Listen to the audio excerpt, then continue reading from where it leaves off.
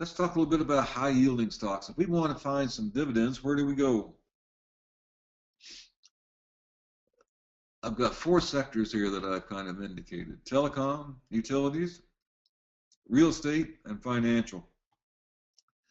They at that time gave an average yield of about 4%, whereas the TSX 60 index was only 3.63%, and a 5-year Canadian bond was only 1.39%, and inflation was 1%. So you subtract that 1%, and you see that if you invest in those 4 sectors I've talked about, I call them TURF, T-U-R-F, they account for about 40 to 45% of the TSX composite index, and those are where you're going to find your dividends.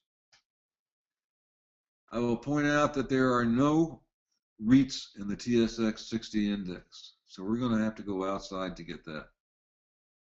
REIT yields are higher now after this dip. People were saying, you heard it said, that the individual investor was going to abandon REITs. And it turned out, of course, that that was wrong. Individual investors still need the income, and REITs do provide it, even if the interest rates go up a little bit. Well, let's talk about real estate. You can own your own rental property, or you can invest through REITs. REITs are real estate income trust. REITs are companies that own real estate and pass some of their profits on to the holders in terms of distributions. Right now, I would say a distribution of 4 to 6% is generally considered okay. REIT prices declined last year as interest rates were expected to rise. Prices, I think, are reasonably attractive now.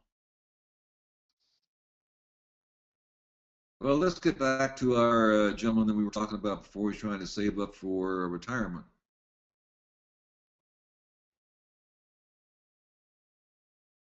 There we are. So we've got the 40% allotted. It's going to go into GICs. Now, what are we going to do with the 60%?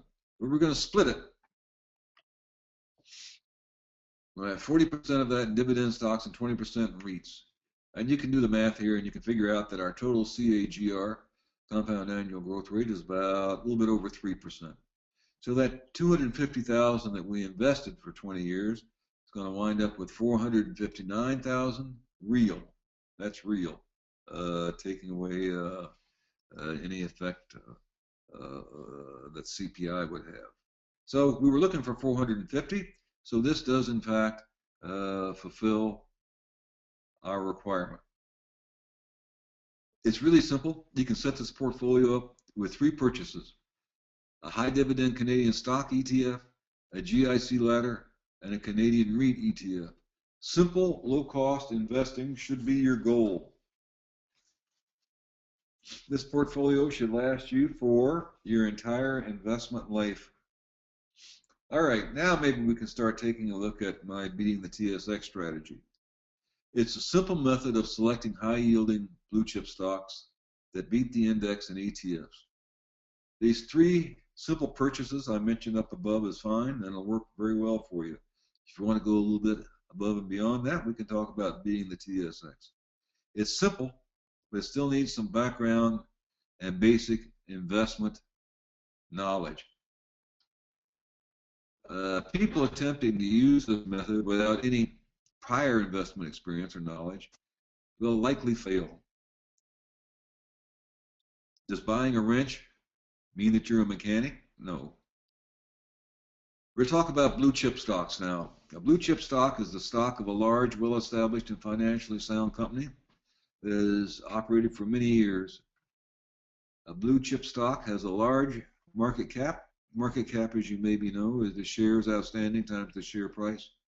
Most blue chips have a record of paying stable or rising dividends for decades. So here we are talking about beating the TSX. It was set up originally in the U.S. It's called Beating the Dow by a gentleman by the name of Michael O'Higgins, born in Venezuela. He's 66 now, and he's a real champion of passive investing. He wrote that book in 1990 for an emotion-free method for selecting high dividend stocks. And look how well it's performed. From 1974 till 2011, 37 years, Being the Dow has averaged about 15% versus about 10% for the S&P 500 index, which means he's beating it by over 50%. I have been in communication with him during the work that I've done, and he has been very gracious to allow me to use some of his methods. The most important thing about this being the TSX is there's no human interference to get in the way of a rational decision. When I started looking at this, I looked at the stock price and the total return data for the old TSE 35 blue chip index in 1995, which is the year I took early retirement. Some of you will remember the old TSE 35 index, perhaps. I, at that time, was struck by how much the total return index, with its reinvested dividends, had outperformed share price appreciation. So I adapted this being the Dow to the TSE, as was called then, and I wrote my first being the TSE column in 1996. And that was with the encouragement of Dale Ennis, who is the founder of the Moneysaver. I will certainly say that Peter Hodgson has proved a very worthy successor to Dale, and I'm very encouraged by his interest in the individual investor. I think he's doing an excellent job. So let's look at the next one here. Oh, that's that is a slide of that TSE 35, and you can see the compound annual growth rate was 9.41% for the total return index and 6.02 for the share price. And that was only, what was that, 13 years. That difference, 63.2%, is huge over 13 years. So you can see very clearly there the effect of compounding. What happens when you reinvest your dividends? I've always felt that if you invest for the long term, the short term really doesn't matter. But looking at that graph was, for me, the start of beating the TSX. This, by the way, was the first investable index. And there was something called TIPS that you could invest in, which was the first ETF. And that was done in Canada. So our index that we're going to be dealing with is the S&P TSX 60 index. It's the 60 largest companies on the Toronto Stock Exchange as measured by market cap. And there you see the sector breakdown for them. These are all blue chip stocks. They're leaders in the field. They're household words. They have records of paying dividends for a long time. They've been in business a long time. And I'm sure the names that you'll see will be familiar to you. There's the first 12 or 13 in terms of market cap, all names that you probably recognize. So let's go ahead and see how this TSX, being the TSX, works. If we were going to do it today, we order the TSX 60 from high to low in terms of yield. The top 10 are ordered from low to high price. You buy the top 10 in equal dollar amounts and you hold them for a year, come what may. And that's how you do it. Very, very simple. We'll talk more about this, but the purpose is not just doing this for 1 year, but to build up a portfolio of high quality stocks that you purchase at a reasonable cost. No stock is a good stock if you pay too much for it. There's no hocus pocus, animal spirits, no charts to read, no secret sauce, no research to buy. John DeGooey, who writes for the Canadian Moneysaver and is one of my favorite writers there, says, don't trust any investment scheme if some human-based prediction has to come true before you make money. And I agree with that. In other words, get individual psychology right out of your stock investing.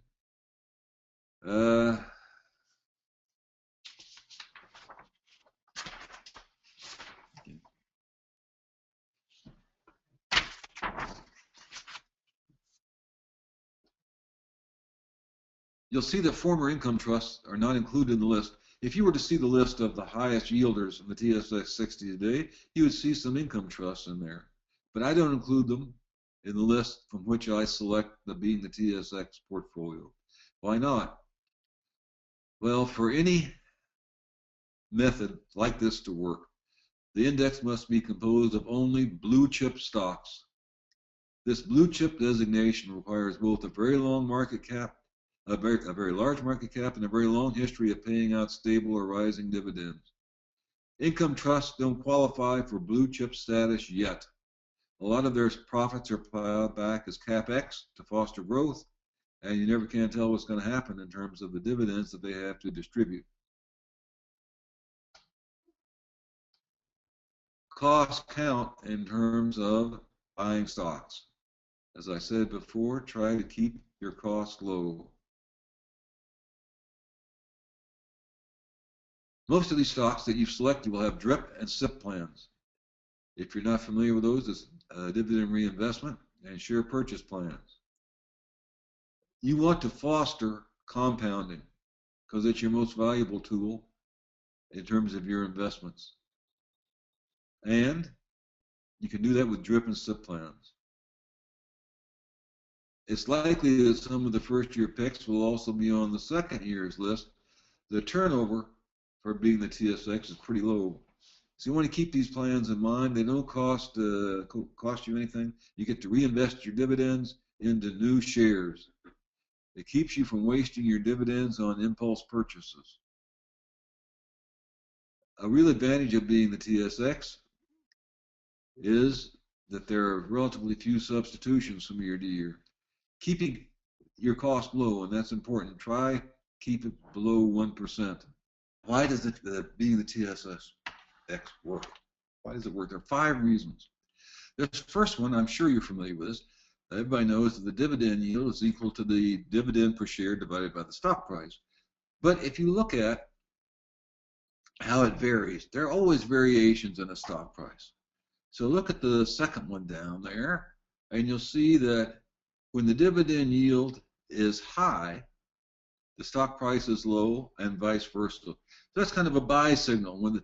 In this particular example we're using here, dividends go from vary from 2% down to 9 up to 9%, and we say that's a buy signal. So you buy when the yield is high. The purchase price is important. You don't want to overpay for a stock. The problem is, of course, knowing when the dividend yield is at its exact highest. That's a problem because it's easy to determine that in retrospect, but in real time, it's difficult. Now, here's a graph that I got from Norm Rothery, who's another Moneysaver contributing editor. We've got some really good people who volunteer their time to write for the Moneysaver. So you'll see that the blue line there is the growth of Canadian dividend stocks. The highest yielding ones certainly outperform the ones that don't pay dividends or pay low dividends. So that's reason number 2. Now our third reason is that being the TSX is not correlated with interest rates. Here you see 2 graphs overlapping one another. One is being the TSX annual return, and the other is the 6-month T-bill rate. And you see that there's no correlation. The correlation is not significant. There is some concern that raising interest will hurt dividend investors. Indications are that individual investors like you and I have not sold their high-yielding stocks. Institutional players change their lemming-like minds in a heartbeat, but the real advantage is for us as small individual investors that we don't care what the big institutional players do, and we have much advantage of being able to go in and do what we want to do very quickly. Now, I want to talk a little bit about alpha and beta because I've mentioned those before. Alpha is the excess return of investment relative to the return of a benchmark index. All investors are seeking alpha. They want to get better returns. Beta is a measure of the stock's volatility, and it's measured using the standard deviation in relation to the market. High beta stocks are more volatile than the index. Low beta stocks are less volatile. The blue chip stocks usually have a lower beta, and several studies have shown now that low beta stocks usually outperform high beta stocks. So remember that if the beta is greater than 1, you'll have a high volatility. If it's less than 1, you have low volatility. And here's a study that was done from left to right.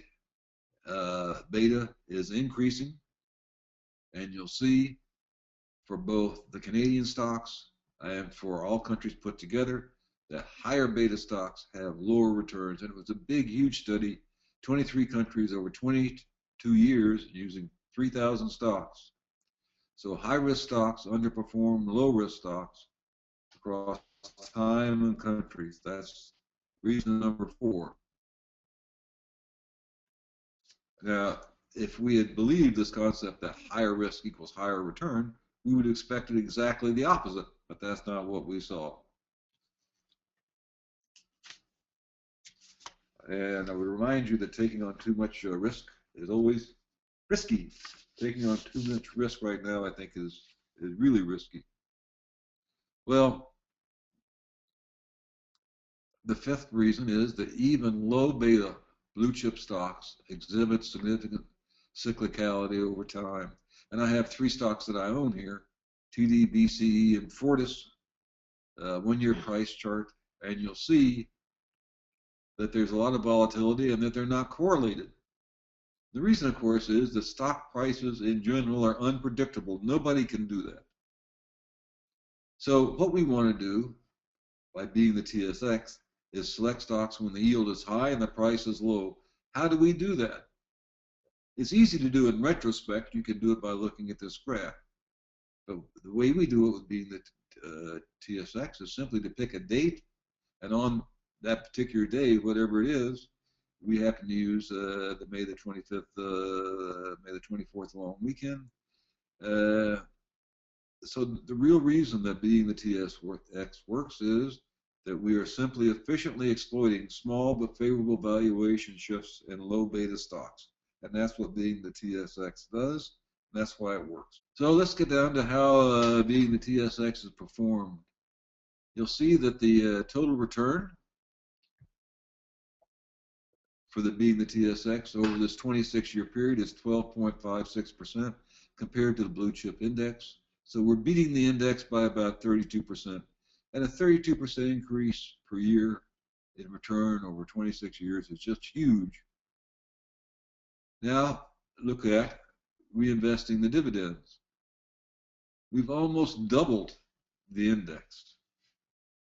The difference between those 2 columns, of course, is the one on the left, the average return, is simply the share price. The one on the right includes reinvesting dividends. So the big takeaway lesson here is this can't just be chance. Mutual funds, sure. Mutual fund can beat 1 year, maybe can beat 2 years, but no one can do that for a long period of time. But when you get something like 26 years, you know that it can't be just chance.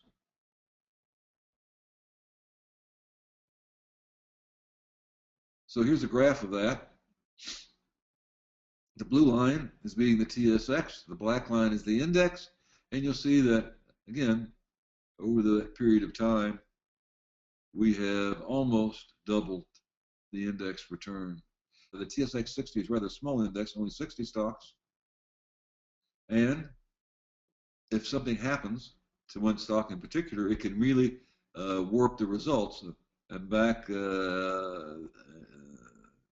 don't know, in the 1990s, when Nortel was doing so well and not paying a dividend, it caused a dip in being the TSX. That was the Nortel effect. Here are the results now for last year. Those are the 10 stocks. Final results as of May the 24th, 2013. Now, if they have an asterisk there, a black asterisk by the symbol. That means they have drip and SIP plans. And you'll see that 1, 2, 3, 4, 5, 6. 6 of them do. 6 out of the 10 have drip and SIP plans. You'll see that our result was 27.32%.